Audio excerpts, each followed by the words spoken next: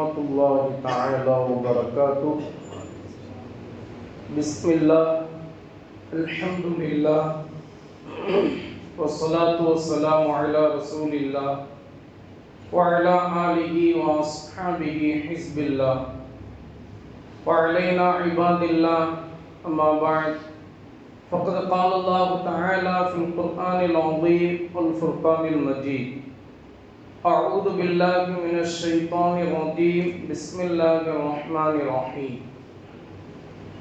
سبحانك لا علم لنا إلا ما علمتنا إنك أنت العليم الحكيم. صدق الله العلي العظيم. وقال رسول الله صلى الله عليه وسلم: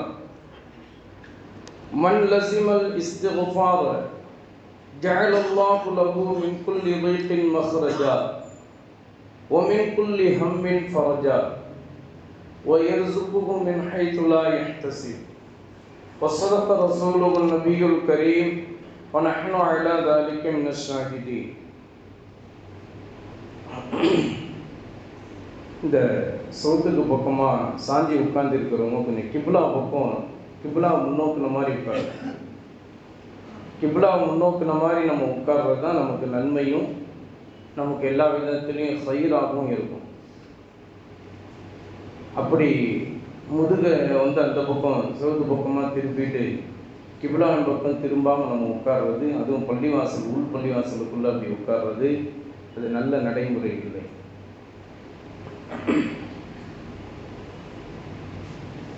அல்ஹம்துலில்லாஹ், அல்லாஹ்வினுடைய மாபெரும் கிருபையினால் சங்கை பொருந்திய ரமலான் மாதத்தை நாம் எல்லாம் அடைந்து அதனுடைய பாக்கியம் பெற்ற இரண்டாவது 10 நாட்களான மஃபிரத்தும் மினத் துனூப், பாவங்கள் மன்னிக்கப்படக்கூடிய நாட்களை நாம் எல்லாம் அடைந்திருக்கிறோம். அல்லாஹ் தஆலா இந்த நன்னாட்களின் பொருட்டால் நம் அனைவரினுடைய தெரிந்தோ தெரியாமலோ மறைந்து செய்யப்பட்ட, பகிரங்கமாக செய்யப்பட்ட அனைத்து பாவங்களையும் அல்லாஹ் தஆலா மன்னிக்கப்பட்டதாக ஆக்கியல் புரிவானாக. நாளை மறுமையில் சூன பூஞ்சோலையில் நுழைகிற போது பாவமே இல்லாத சிறந்த அடியார்களாக அல்லாஹ் தஆலா நம் அனைவரையும் உயர்ந்த சூனத்தில், உயர்ந்த நல்லடியார்களுடைய கூட்டத்தில், உயர்ந்த அந்தஸ்திலே பிரவேசிக்க செய்வானாக. இந்த ரமலான் மாதத்தினுடைய இறுதியில் நம்ம எல்லாம் இன்று பிறந்த பாலகனை போல பாவமே இல்லாத சிறந்த அடியார்களாக ஆக்கியருள் புரிவானாக. கண்ணியத்திற்கும் பெருமதிப்பிற்கும் உரிய அல்லாஹ்வின் நல்லடியார்களே, அல்லாஹ்வினுடைய மாபெரும் கிருபையினால் சங்கை பொருந்திய ரமலான் மாதத்தை அடைந்து விட்டோம். அடையக்கூடிய பாக்கியத்தை அல்லாஹ் தஆலா நம் அனைவருக்கும் தந்து விட்டான். இந்த மாதத்தினுடைய முதல் 10 ரஹ்மத்தினுடைய 10 நாட்கள் நம்மை விட்டு விடைபெற்று சென்று விட்டன. இனி அந்த ரஹ்மத்தினுடைய 10 நாட்களை நாம் அடைய வேண்டும் என்றால் ஒரு வருடம் எதிர்பார்க்க வேண்டியது இருக்கிறது. அடுத்து உள்ள மஃபிரத்தும் மினத் துனூப், பாவங்கள் மன்னிக்கப்படக்கூடிய இந்த நாட்களை நாம் அடைந்திருக்கிறோம். நம்முடைய பாவங்களுக்கு மன்னிப்பை அல்லாஹ்விடத்தில் கேட்டுவிட்டோமா என்பதை சிந்தித்து பார்க்க வேண்டிய ஒரு அவசர காலத்தில் நாம் எல்லாம் இருக்கிறோம். இன்னும் நமக்கு இந்த ரமலானுடைய இரண்டாவது 10 நாட்களில் இன்னும் ஒரு 6 தினங்கள் தான் இருக்கின்றன. இந்த 6 தினங்களுக்குள்ளாக நாம் இதுவரையிலும் செய்த பாவங்கள் அனைத்தும் நமக்கு மன்னிக்கப்பட்டு விட்டதா, நாம் அதை மன்னிப்பதற்குண்டான எல்லா அமல்களையும் நாம் செய்து விட்டோமா, அல்லாஹ்விடத்தில் நாம் பாவ மன்னிப்பு கேட்டு விட்டோமா, பாவ மன்னிப்பை நாம் பெறுவதற்குண்டான தகுதியில் நாம் இருக்கின்றோமா என்பதையெல்லாம் இந்த ஜும்ஆவினுடைய தினத்தில் நாம் தெரிய வேண்டிய அவசியத்தில் இருக்கிறோம்.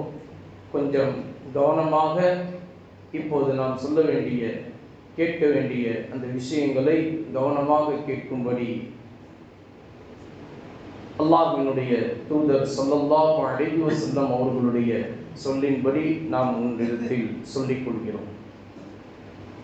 அல்லாஹ் தஆலா சொல்லி காட்டுகிறார், யா அய்யுஹல்லதீன ஆமனு, இறை நம்பிக்கை கொண்டவர்களே, தூபு இலல்லாஹ் தௌபத்தன் நசூஹா, களப்பற்ற பாவ மன்னிப்பை அல்லாஹ்விடத்தில் நீங்கள் தேடிக் கொள்ளுங்கள்.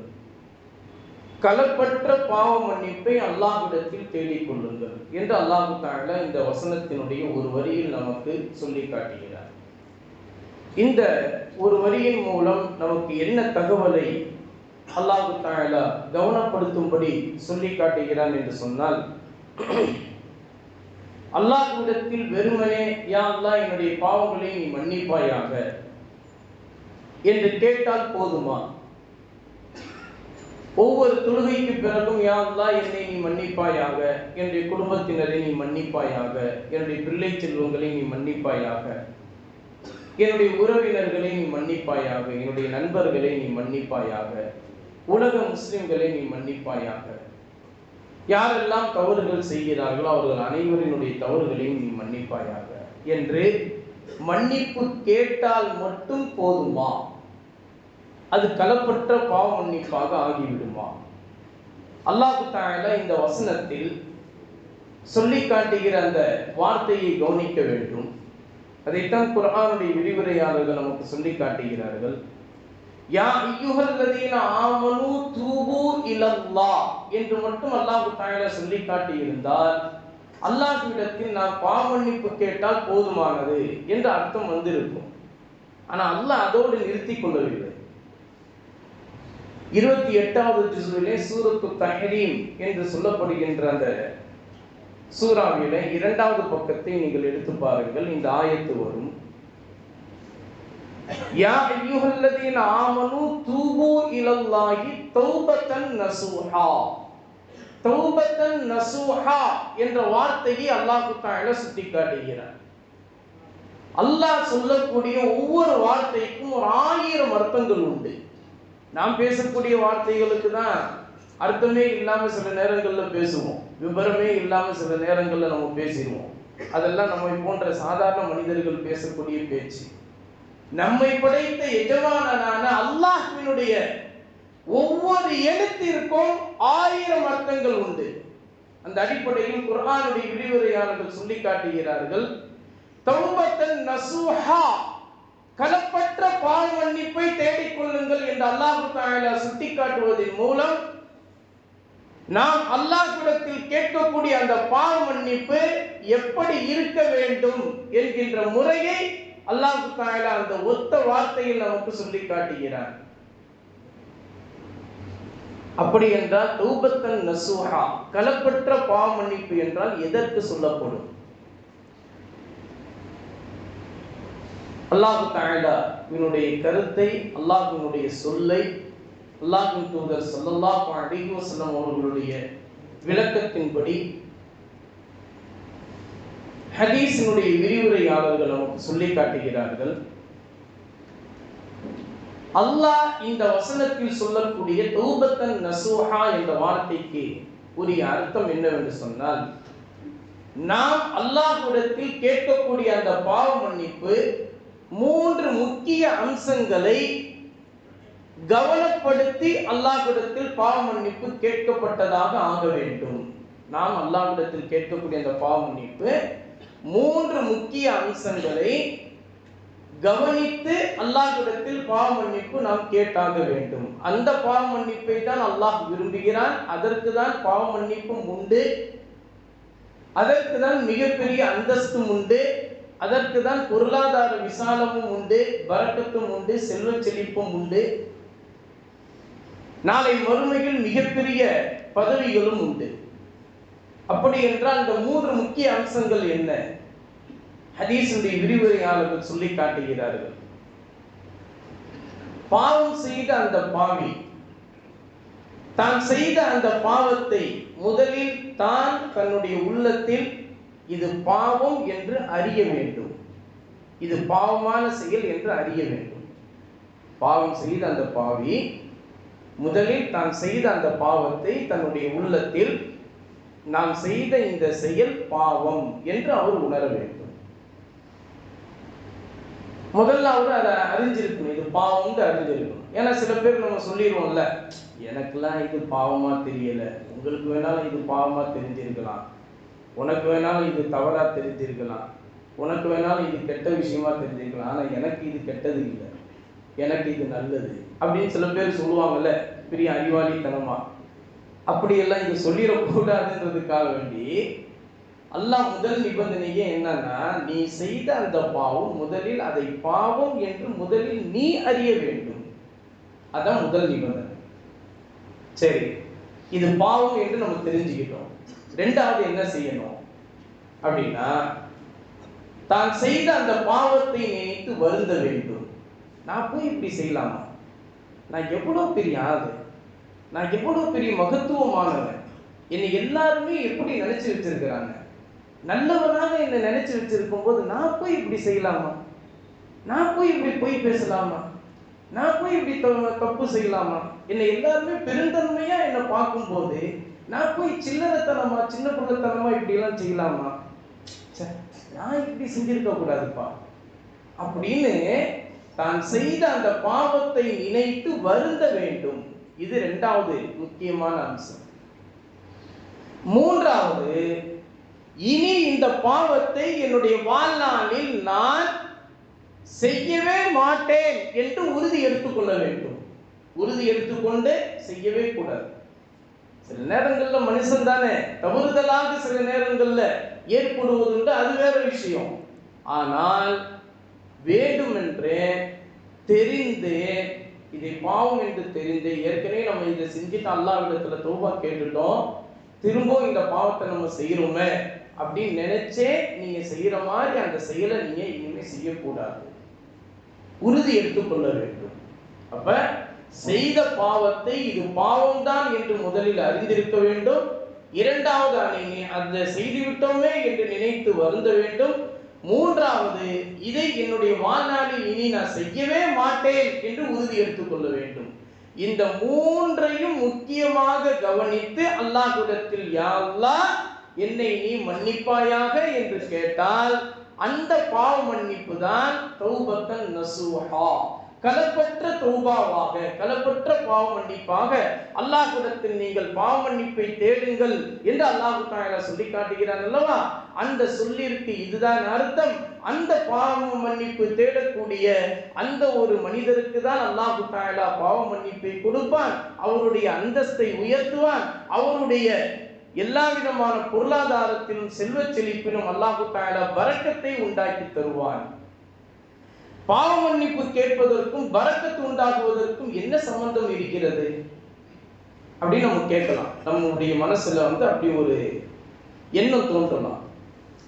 பாவ மன்னிப்பு கேட்கறதுக்கும் நம்முடைய பொருளாதாரம் உயர்றதுக்கும் நம்ம சம்பாதிக்கிற அந்த வருமானம் வளர்ச்சி அடைகிறதுக்கு என்ன சம்பந்தம் இருக்குது, என்ன தொடர்பு இருக்குது அப்படின்னு சொன்னா, அல்லாஹ்வின் தூதர் ஸல்லல்லாஹு அலைஹி வஸல்லம் அவர்கள் சொல்லி காட்டுகிறார்கள், நீங்க பாவம் செய்வதன் மூலமாக உங்களுடைய ரிஸ்க் உங்களுக்கு தடை செய்யப்படுகிறது. நீங்க பாவம் செய்வதன் மூலமாக உங்களுடைய ரிஸ்க் உங்களுக்கு தடை செய்யப்படுகிறது. அல்லாஹ் தஆலா இந்த நேரத்தில், இந்த இடத்தில், இந்த வினாடியில் இவருக்கு இந்த ரிஸ்க் தரப்பட வேண்டும் என்று அல்லாஹ் தஆலா அமல்களுடைய ஏடுகளிலே அல்லாஹ் தஆலா எழுதி வச்சிருப்பான். ரிஸ்குடைய பரக்கத்து அந்த கிடைக்கக்கூடிய அந்த சமயத்துல நம்ம ஏதாவது ஒரு பாவம் செஞ்சது மூலமா அந்த ரிஸ்க் நம்ம கை வரைக்கும் வரும். நம்மளாம் சொல்லுவோம்ல, கை வரைக்கும் வருது வாய் வரைக்கும் வராம போயிடுச்சு அப்படின்னு சொல்லுவோம்ல, அந்த மாதிரி நம்ம கிட்ட வர வரைக்கும் நம்ம எதுவும் செஞ்சிருக்க மாட்டோம். அப்போ ஒரு பாவத்தை செஞ்ச உடனே கிட்ட வந்தது அப்படியே தூரமா போயிடுச்சு, ரிஸ்க் தடை செய்யப்படுது. அதனாலதான் நபிகள் நாயகம் ஸல்லல்லாஹு அலைஹி வஸல்லம் சொன்னாங்க, நீங்கள் பாவம் செய்யாதீர்கள். பாவம் செய்தீங்கன்னா உடனே அந்த அந்த பாவத்திற்குண்டான மன்னிப்பை அல்லாஹ்விடத்தில் கேட்டுக்கொள்ளுங்கள். அந்த பாவத்தை அழிப்பதற்குண்டான ஏதாவது ஒரு நல்ல தர்மத்தை நீங்கள் செய்து விடுங்கள். உடனே அந்த தர்மத்தின் மூலமாக அந்த பாவம் அழிந்துவிடும். சரி, பாவம் செஞ்சுட்டு நான் தர்மம் செஞ்சிடறேன், ஒரு பாவம் செய்யறேன், ஒரு தர்மம் செய்யறேன், ஒரு பாவம் செய்யறேன், ஒரு தர்மம் செய்யறேன், கரெக்டா? இப்போ என்னுடைய துவா ஏற்றுக்கொள்ளப்படுமா? அதனால தான் நம்ம மூன்றாவது நிபந்தனை என்ன சொன்னோம், ஒரு பாவத்தை செஞ்சுட்டா இனி இந்த பாவத்தை நான் செய்ய மாட்டேன் என்று உறுதி எடுத்துக்கொள்ள வேண்டும். இனி அந்த பாவத்தை செய்யக்கூடாது. அப்பதான் அது களப்பற்ற தௌபா. பாவம் செஞ்சுட்டு நான் தர்மம் செஞ்சிடறேன், பாவம் செஞ்சுட்டு நான் தர்மம் செஞ்சிடறேன், எனக்கு ரிஸ்க் விசாரப்படுமா அப்படின்லாம் நம்ம கேட்கக்கூடாது. அங்க பாவ மன்னிப்புக்கு உண்டான அந்த விஷயமே 3 அம்சங்களால் அங்கு கட்டுப்பட்டது. அந்த வட்டத்திற்குள்ள 3 வட்டத்துக்குள்ள அது வரணும். அந்த 3 அம்சங்கள்ல ஏதாவது ஒண்ணு விடுபட்டுச்சுனாலும் அது களப்பற்ற தௌபாவாக இருக்காது, அந்த பாவ மன்னிப்பை ஏற்றுக்கொள்ளப்படாது. அதனால்தான் மார்க்க வல்லுநர்கள் நமக்கு சொல்லி, அல்லாஹ் தஆலா சொர்க்கத்திலிருந்து இப்லீஸ் ஷைத்தானை பூமிக்கு அல்லாஹ் தஆலா கொண்டு வந்தார். கொண்டு வந்த பிறகு அந்த இப்லீஸ் ஷைத்தான் அல்லாஹ்விடத்துல கேட்டான், யா அல்லாஹ், சொர்க்கத்துல நான் எவ்வளவு ஜெகபோதியா இருந்தேன், எல்லா இடங்களுக்கும் நான் போயிட்டு வந்தேன். சொர்க்கத்துல நான் நினைச்ச மாதிரி பாலாறிலிருந்து பால் குடிக்கணும்னு நினைச்சா உடனே நான் எடுத்து குடிச்சேன், தேனாறிலிருந்து தேன் எடுத்து குடிக்கணும்னு நான் நினைச்சேன்னா உடனே எடுத்து குடிச்சேன். நான் ஏதாவது ஒரு விஷயத்த, ஒரு பழத்தை சாப்பிடணும்னு நினைச்சா உடனே நான் சாப்பிட்டேன். எல்லா சுகங்களும் எனக்கு கிடைச்சிச்சு. அப்படிப்பட்ட சொர்க்கத்திலிருந்து என்னை இப்ப பாலா போன இந்த பூமிக்கு, உலகத்துக்கு என்னை கொண்டு வந்துட்டீங்க. இது போகக்கூடிய, இது கழிவறைக்கு ஒப்பான இடமாச்சு. இது இந்த இடத்துக்கு போய் என்னை கொண்டு வந்திருக்கீங்க. சரி, இந்த இடத்துக்கு கொண்டு வந்துட்ட, நான் இருக்கிறதுக்கு எனக்கு ஒரு வீடு கூட அப்படின்னு இப்லீஸ் ஷைத்தான் அல்லாஹ்விடத்துல முறையிட்டானா. அப்படியா, உனக்கு வீடு வேணுமா? உனக்கு வீடு தான் கழிவறை, பாத்ரூம் தான் உன்னுடைய வீடு, நீ இருக்கக்கூடிய தங்கக்கூடிய வீடு. அதனால தான் பாருங்க, பாத்ரூம்குள்ள போனாதான் எல்லா கெட்ட பாவங்களும் நமக்கு அப்பதான் தோன்றுது. அப்பதான் எல்லா விஷயங்களும், எல்லா கெட்ட எண்ணங்களும் அப்பதான் தோன்றுது. ஷைத்தான் இருக்கக்கூடிய இடம் பாத்ரூம், ஷைத்தானுடைய வீடு, ஷைத்தானுடைய இல்லமே பாத்ரூம். அதுக்கப்புறம் அந்த ஷைத்தான் கேட்டான், சரி எனக்குன்னு ஒரு சங்கம் வேணுங்க, எனக்குன்னு ஒரு சபை வேணுங்க, என்னுடைய சபை எது அப்படின்னு கேட்டோன்னே அல்லாஹ் சொன்னா, உன்னுடைய சபை, உன்னுடைய சங்கம் தான் கடை வீதி, market, super market, departmental store, இதெல்லாம் நீ இருக்க, உன்னுடைய சங்கமே அங்கதான். அங்கதான் எல்லாமே பொய் புரட்டல், எல்லாமே பொருள் விற்கணுங்கிறதுக்காண்டி, வாங்கணுங்கிறதுக்காண்டி எல்லா விதமான பொய் புரட்டல்லாம் அங்கதான் நடக்கும். அதுதான் உன்னுடைய சபை, உன்னுடைய சங்கமே அதுதான், கடை வீதி. அதுக்கப்புறம் அந்த ஷைத்தான் கேட்டான், இப்லீஸ் ஷைத்தான், சரி எனக்கான உணவு, எனக்கான உணவு எது அப்படின்னு கேட்கும்போது அல்லாஹ் சொன்னா, என்னுடைய பெயர் சொல்லப்படாமல் அறுக்கப்பட்ட பிராணிகள் தான் உன்னுடைய உணவு. பிஸ்மில்லா அல்லாஹு அக்பர் என்று சொல்லி கோழி அறுக்கப்படாம, பிஸ்மில்லாஹி அல்லாஹு அக்பர் என்று சொல்லி ஆடு, மாடு, ஒட்டகம் அறுக்கப்படாம, சில இடங்கள்ல இறைச்சி அல்ல அதே மாதிரி பிஸ்மில்லா சொல்லப்படாம உணவு சமைக்கப்படக்கூடிய சாப்பாடு, சோறு, பிரியாணி, எல்லா விஷயங்களும் பிஸ்மில்லா சொல்லப்படாம எந்த உணவு சமைக்கப்பட்டிருக்கிறதோ, எந்த உணவு இருக்கிறதோ அதுதான் உன்னுடைய உணவு அப்படின்னு அல்லாஹ் சொன்னான். சரி, எனக்கான தாகம் தீர்ப்பதற்காக எனக்கு குடிப்பு எது அப்படின்னு கேட்கும்போது அல்லாஹ் சொன்னா, போதை பொருள், போதை பொருள் தான் உன்னுடைய குடிப்பு. அதைதான் நம்ம இன்னைக்கு என்ன செஞ்சிருக்கோம், புகையா ஊதிக்கிட்டே இருக்கோம்ல, அதெல்லாம் ஷைத்தானுடைய குடிப்பு, ஷைத்தானுடைய போதை பொருள். பாக்கு எல்லாமே சாப்பிடுறோம் இல்லையா, அதெல்லாம் ஷைத்தானுடைய குடிப்பு சம்பந்தப்பட்டது. சரி, எனக்குரிய அழைப்பாளர், என் பக்கம் ஈர்ப்பதற்காக வேண்டி உள்ள அழைப்பாளர் யார்? இப்போ பள்ளிவாசலின் பக்கம் அழைக்கிறதுக்கு மோதினார் இருக்கிறார், அல்லாஹு அக்பர் தக்பீர் சொன்னா நீங்க எல்லாருமே தொழுகிறதுக்கு வந்துடுறீங்க. அது மாதிரி ஷைத்தானின் பக்கம் அழைப்பாளர் யார் அப்படின்னா இசைக்கருவிகள் அப்படின்னு அல்லாஹ் தஆலா சொன்னார். உன்னின் பக்கம் அழைப்பாளர் யாருன்னா இசைக்கருவிகள், பாட்டு கச்சேரி, இசை, மியூசிக், சன் மியூசிக், இதெல்லாம் விஷயங்கள் அதுல வந்துடும். அதுக்கப்புறம் சொன்னா, சரி எனக்காக வேண்டி தினமும் ஓதப்படக்கூடிய விஷயம் எது? நம்மலாம் எதை ஓதுறோங்க, குர்ஆன் ஓதுறோம். எனக்காக வேண்டி ஓதப்படக்கூடிய விஷயம் எது அப்படின்னா கவிதை, ஆபாசமான கவிதை, காதல் கவிதை. அதுக்கப்புறம் ஷைத்தான் இப்லீஸ் கேட்டான், எனக்கான புத்தகம் எது? நமக்கான புத்தகம் குர்ஆன். ஷைத்தானுக்குரிய புத்தகம் எது அப்படின்னு ஷைத்தான் கேட்டோம்னா அப்போ அல்லாஹ் சொன்னா, ஆபாசமாக வர்ணித்து எழுதப்பட்ட கட்டுரைகள், எழுதப்பட்ட நாவல்கள், இதுவெல்லாம் வந்து உனக்குரிய புத்தகம். சரி, எனக்கான பேச்சு எது? எனக்கான பேச்சு பொய், பொய் புரட்டல் தான் உனக்கான பேச்சு. நான் வேட்டையாடக்கூடிய இடம் எது அப்படின்னு கேட்டான் ஷைத்தான், இப்லீஸ். அப்போ அல்லாஹ் சொன்னா, நீ வேட்டையாடக்கூடிய இடம் தான் பெண்கள், பெண்களை வச்சுதான் நீ வேட்டையாடணும்.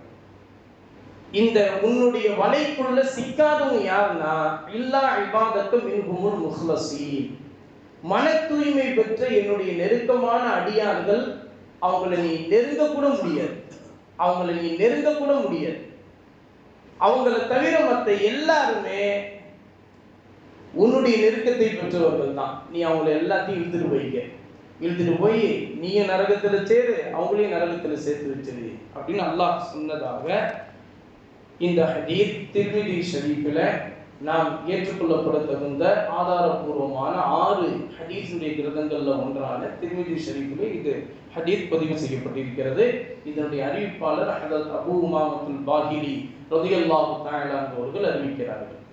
இப்படியாக பாவத்தின் பக்கம் இழுப்பதற்கு நம்முடைய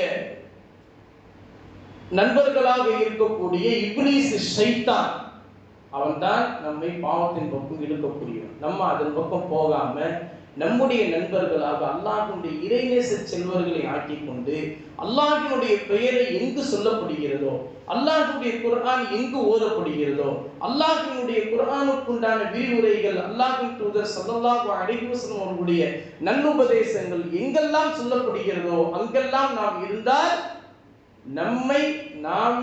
நம்மை காப்பதற்கு அதுதான் வழிவகுக்கும். அப்படி இல்லை என்றால், பயான் பேசக்கூடிய இடங்கள்ல நம்ம கலந்து கொள்ளல, குர்ஆன் ஓதக்கூடிய இடத்துல நம்ம இல்லை அப்படின்னா, ஷைத்தான் நம்மை ஈஸியாக இலகுவாக இழுத்து சென்று விடுவார். அதைத்தான் நபிகள் நாயகம் ஸல்லல்லாஹு அலைஹி வஸல்லம் அவர்கள் நமக்கு சொன்னாங்க, எவர் ஒருவர் பாவ மன்னிப்பை கேட்பதை தங்களுடைய வாழ்க்கையில் அவர் அவசியமாக்கி கொண்டாரோ, அல்லாஹ் தஆலா அவருக்கு இருக்கக்கூடிய எல்லா நெருக்கடிகளையும் நீக்கி அல்லாஹ் தஆலா அவருக்கு மிகப்பெரிய ஒரு வாய்ப்பை, நல்வாய்ப்பை அல்லாஹ் தஆலா உண்டாக்குவான். அவருடைய கவலைகள் அனைத்தையும் நீக்கி அல்லாஹ் தஆலா செல்வச் செழிப்பை அவருக்கு உண்டாக்குவான். அவர் எதிர்பார்க்காத இடத்திலிருந்து அல்லாஹ் தஆலா அவருக்கு ரிஸ்கை தருவான் என்று நபிகள் நாயகம் ஸல்லல்லாஹு அலைஹி வஸல்லம் அவர்கள் சொன்ன இந்த வாக்கு நிதர்சனமாக இறைநேச செல்வர்களுடைய வாழ்க்கையில், சஹாபாக்களுடைய வாழ்க்கையில் அவர்கள் நிதர்சனமாக பார்த்து விட்டார்கள். அதுதான் இமாம்கள், வல்லுநர்கள்.